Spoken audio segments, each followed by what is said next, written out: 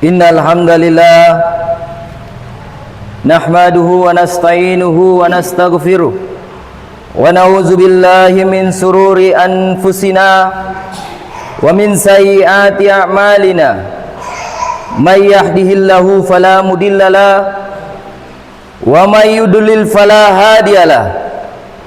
Asyhadu an la ilaha illallah wahdahu la syarikalah wa asyhadu anna Muhammadan abduhu wa rasuluh la nabiyya ba'da.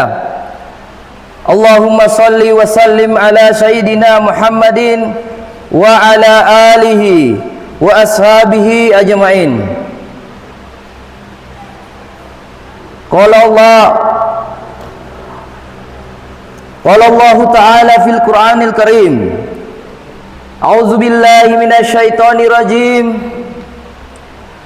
Ya ayyuhallazina amanu taqullaha haqqa tuqatih wa la tamutunna illa wa antum muslimun. Shadaqallahul azim. Qala Rasulullah sallallahu alaihi wasallam, wa syarrul umuri muhdatsatuha wa kullu muhdatsatin bid'ah wa kullu bid'atin dalalah wa kullu dalalah finnar. Jamaah salat Jumat yang insyaallah dimuliakan oleh Allah Subhanahu wa taala, melalui mimbar yang mulia ini, yang pertama sekali saya mengajak kita sekalian, marilah kita selalu bertakwa kepada Allah Subhanahu wa taala dengan sebenar-benar takwa, yakni menjalankan seluruh perintahnya dan menjauhi segala larangannya.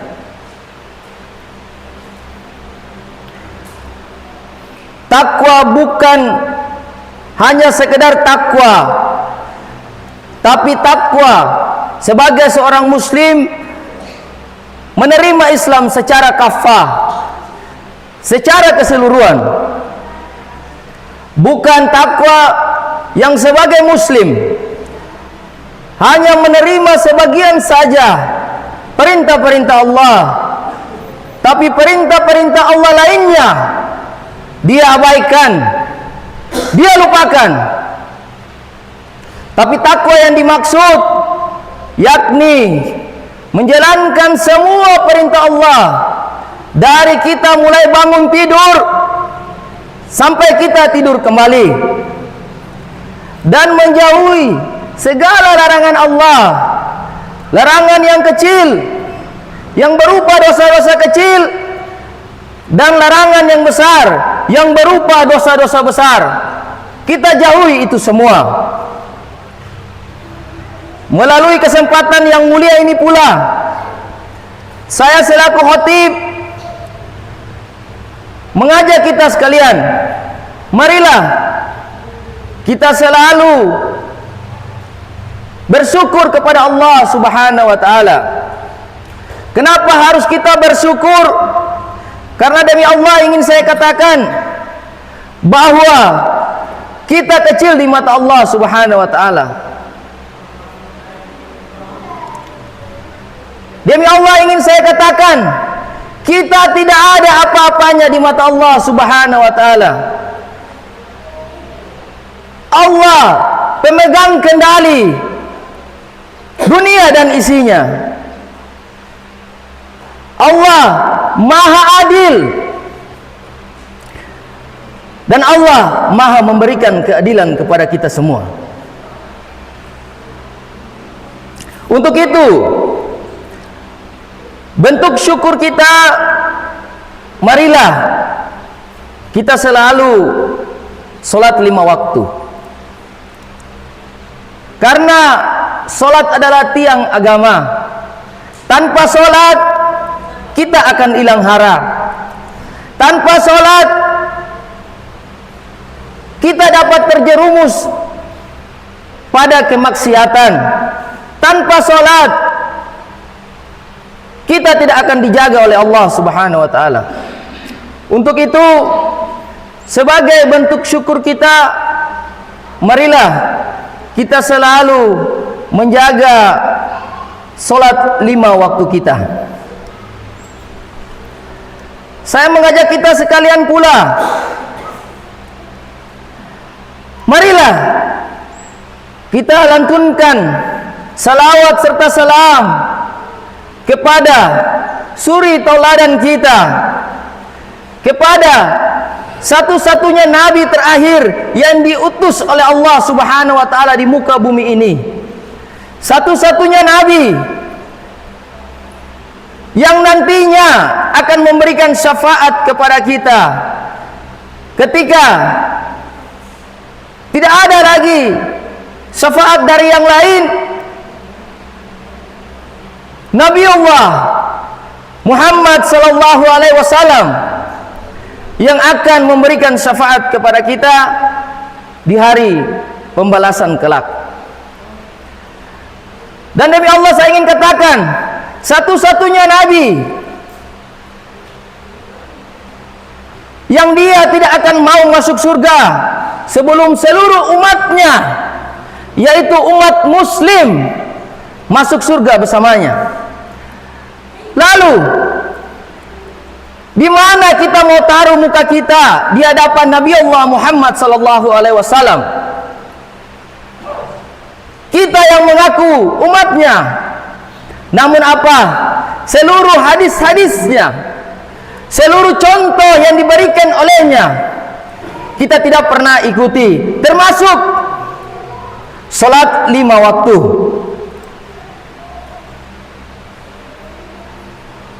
Aisyah radhiyallahu pernah menyampaikan bahwa Rasulullah sallallahu alaihi wasallam pernah sholat semalam suntuk sampai kakinya bengkak.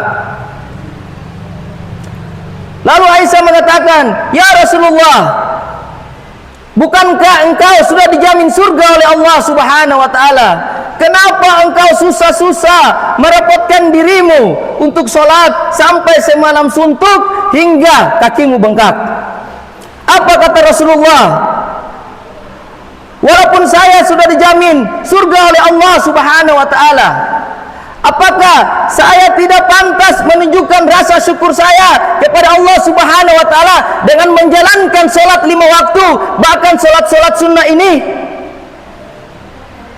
Rasulullah saja yang sudah dijanjikan surga oleh Allah Subhanahu wa taala, dia masih tetap menjalankan sholat 5 waktu hingga kakinya bengkak.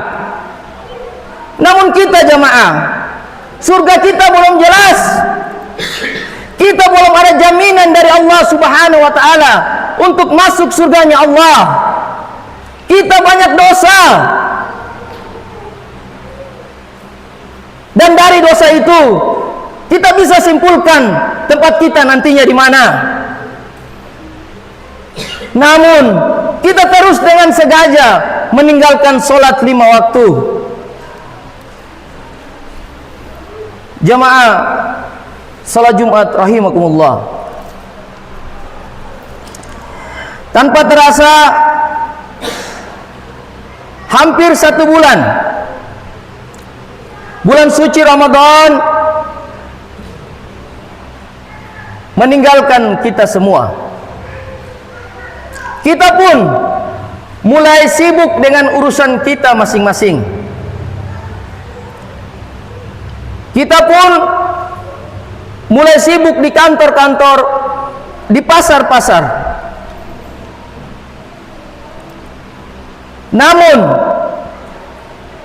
ada satu fenomena yang sering terjadi di umat Islam hari ini. Mereka menganggap bahwa ibadah sholat 5 waktu hanya ada di bulan suci Ramadan. Mereka menganggap bahwa membaca Al-Quran hanya ada di bulan suci Ramadan. Mereka menganggap puasa-puasa hanya ada di bulan suci Ramadan. Padahal ada puasa-puasa sunnah yang Nabi Allah contohkan kepada kita semua. Harusnya kita sadar, agama ini bukan agama musiman yang setahun satu kali kita injakan kaki di masjid Allah Subhanahu wa taala, yang setahun sekali kita membaca ayat-ayat suci Al-Quran. Demi Allah ingin saya katakan, agama ini bukan agama musiman, bukan agama yang dengan sesuka hati kita menjalankannya. Tapi agama ini agama yang diutus langsung kepada Nabi Allah Muhammad SAW untuk kita jadikan suri tauladan contoh hidup, pedoman hidup kita. Dia muslim wajib menjalankan perintah-perintah agama ini.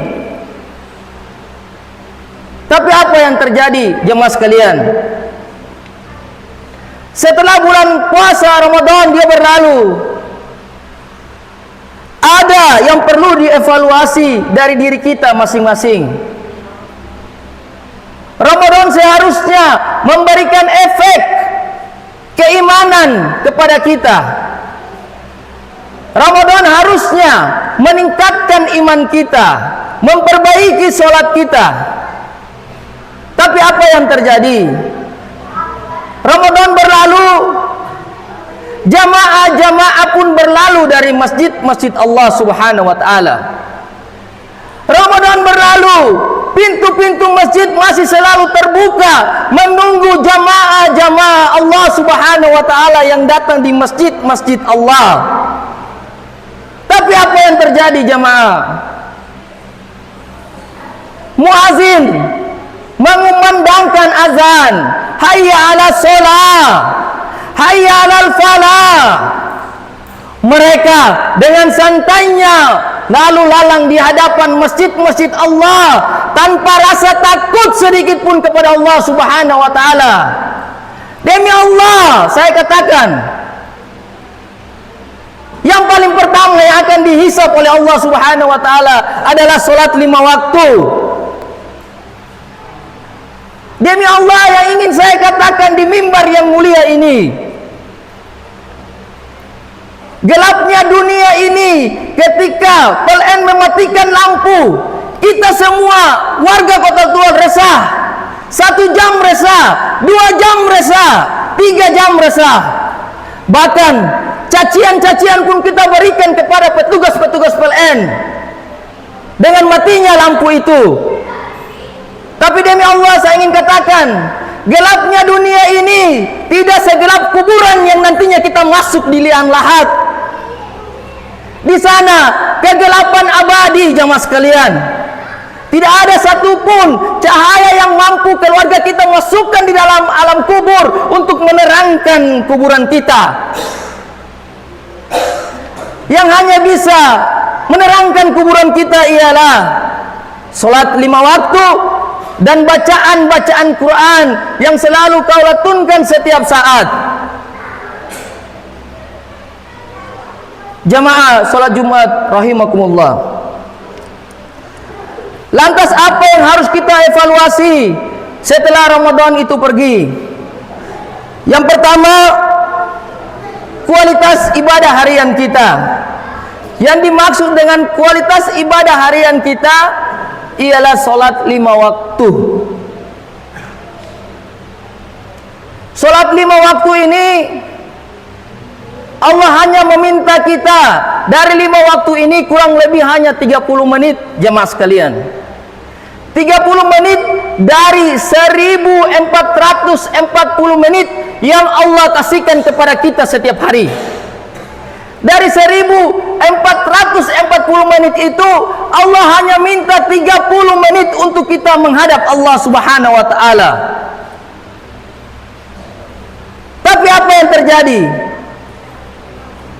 Kita lagi fokus dengan urusan dunia. Kita lagi fokus dengan urusan dagangan kita. Yang mereka khawatirkan ketika meninggalkan sholat, dagangan itu tidak akan laku. Padahal mereka lupa jamaah. Mereka lupa bahwa rizki itu bukan datang dari siapa-siapa. Rizki itu dari Allah Subhanahu wa ta'ala. Maka jangan dengan sesekali-kali kalian berani meninggalkan sholat 5 waktu. Dulu Ramadan itu datang, semua orang berbondong-bondong datang ke masjid. Marilah kita evaluasi, kita renungkan, kenapa kemarin bulan suci Ramadan kita selalu patuh, kita selalu taat datang ke masjid-masjid Allah. Setelah Ramadan itu pergi, itu pun hilang, sirna bagaikan ditelan bumi. Apa yang salah dari sini? Apakah kita lupa dengan perintah Allah? Tidak jamaah. Kita lalai, kita dengan sengaja meninggalkan itu semua. Untuk itu, sebagian ulama pernah mengatakan, sejelek-jelek orang adalah orang yang hanya rajin ibadah di bulan Ramadan saja.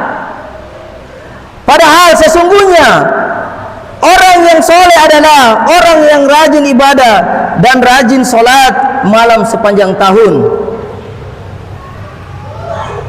Yang ingin saya tegaskan jemaah, marilah kita perbaiki kualitas ibadah harian kita, yaitu sholat 5 waktu. Jangan sampai kita menjadi kelompok-kelompok muslim yang menganggap ibadah ini, menganggap perintah sholat 5 waktu ini oleh Allah Subhanahu wa ta'ala adalah ibadah-ibadah musiman. Sekali lagi saya ingin tegaskan, agama ini bukan agama musiman.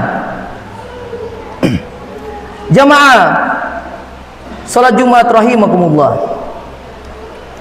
Lantas apa yang harus kita evaluasi yang kedua? Ialah pengendalian diri kita. Pada bulan suci Ramadan sungguh luar biasa pengendalian diri kita. Kita mampu menjaga emosi kita. Kita mampu menjaga syahwat kita. Kita mampu menjaga lisan kita dari segala bentuk kemaksiatan. Tapi apa? Setelah Ramadan pergi, kita sudah tidak mampu lagi menahan emosi kita. Kita sudah tidak mampu lagi menahan lisan kita. Dan kita tidak mampu lagi menahan hati kita dari iri dan dengki terhadap orang lain. Harusnya ini menjadi bahan evaluasi kita semua, bahwa Ramadan berlalu, pengendalian diri itu harus tetap kita jaga. Kita tidak boleh setelah Ramadan pergi kita mulai kembali ke pengaturan awal, pengaturan yang dimana kita kembali melakukan maksiat-maksiat kepada Allah Subhanahu wa ta'ala. Ibnu Rajab pernah menjelaskan perkataan salaf yang berbunyi, balasan dari amalan kebaikan adalah amalan kebaikan selanjutnya. Barang siapa yang melaksanakan kebaikan lalu melanjutkannya dengan kebaikan lainnya, maka itu adalah tanda diterimanya amalan yang pertama. Begitu pula, barang siapa yang melaksanakan kebaikan namun malah dilanjutkan dengan amalan kemaksiatan, maka ini adalah tanda-tanda ditolaknya ibadah kita. Sehingga harusnya kita mengintrospeksi diri. Setelah Ramadan pergi, amalan kebaikan apa yang kita lakukan pasca Ramadan? Sebagai bukti bahwa amalan-amalan di bulan Ramadan itu kita diterima oleh Allah Subhanahu wa ta'ala. Khawatirnya kebaikan yang kita lakukan selama Ramadan, setelah Ramadan kita balas dengan keburukan, kita balas dengan kemaksiatan. Maka khawatirnya ibadah-ibadah yang telah kita lakukan di bulan suci Ramadan ditolak oleh Allah Subhanahu wa ta'ala.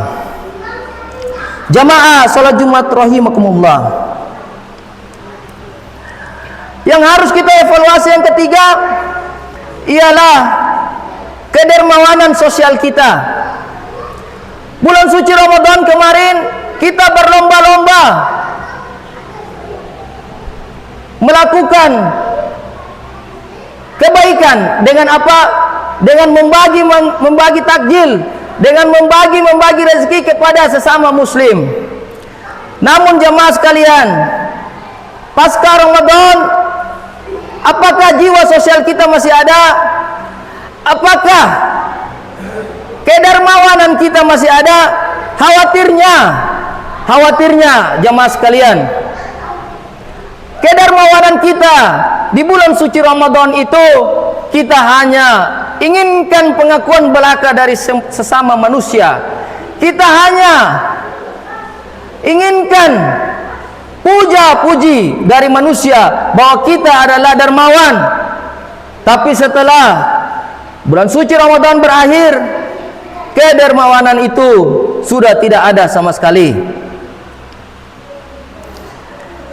Dari Aisyah radhiyallahu, Rasulullah sallallahu alaihi wasallam bersabda, amalan yang paling dicintai oleh Allah Subhanahu wa taala adalah amalan yang kontinu dilakukan walaupun itu sedikit.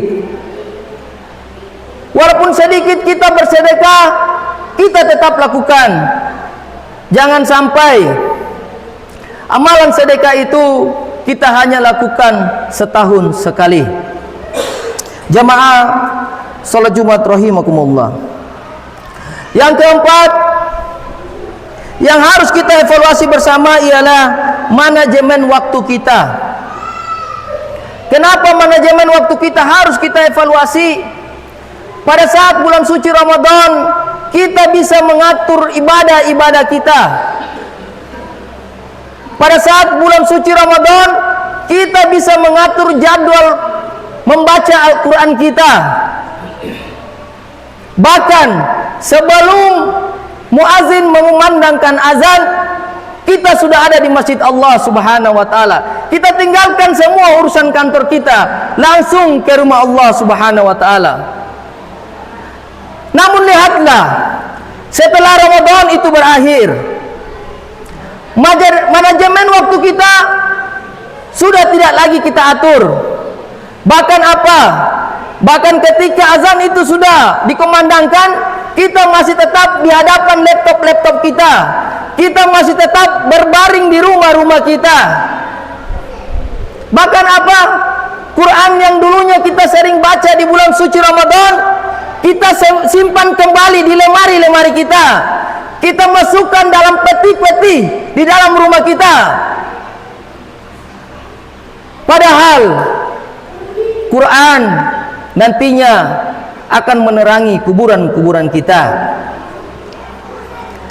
Jangan sampai karena Ramadan sudah berlalu, kita sudah tidak bangun pagi untuk sholat subuh. Jangan sampai setelah Ramadan berlalu, kita sudah tidak lagi bangun di dini-dini hari, di malam-malam hari untuk sholat sunnah. Ini yang harus kita renungkan. Ramadan kita bisa mengatur waktu kita. Kenapa di luar Ramadan kita tidak bisa mengatur waktu kita? Jamaah salat Jumat rahimakumullah. Dan yang terakhir, yang kelima, yang harus kita evaluasi bersama ialah kebiasaan kita dalam membaca Al-Quran. Penting untuk kita mengevaluasi bersama, apakah kita masih melanjutkan dan memprioritaskan membaca Al-Quran di luar bulan-bulan suci Ramadan ataukah tidak. Seperti yang tadi saya katakan, jangan sampai Al-Quran itu kita simpan di dalam peti-peti di rumah kita dan akan mengambilnya lagi di tahun depan, di tahun Ramadan itu datang. Jangan sampai Al-Quran itu kita hanya taruh di atas lemari-lemari kita, lalu kemudian berdebu dan kita tidak membacanya.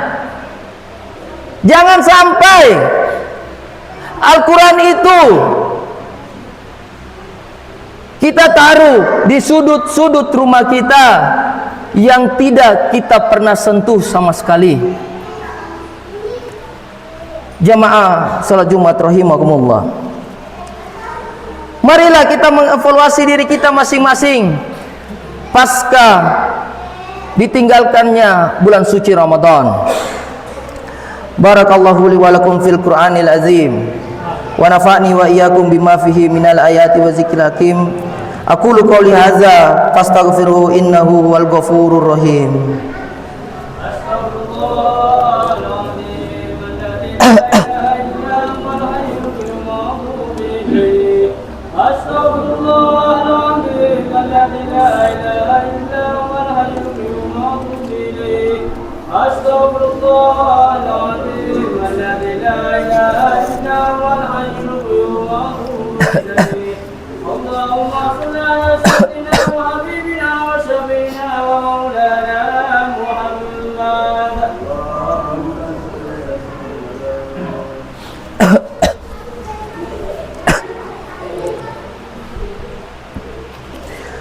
Alhamdulillahi rabbil alamin wa bihi nasta'in wa la umurud dunya waddin.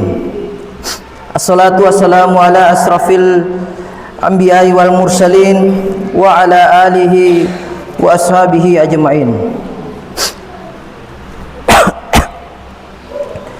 Qala Allah ta'ala fil Qur'anil Karim, a'udzu billahi minasyaitonir rajim. Inna Allah wa malaikatahu yusalluna 'alan nabi ya ayyuhallazina amanu sallu 'alaihi wa sallimu taslima.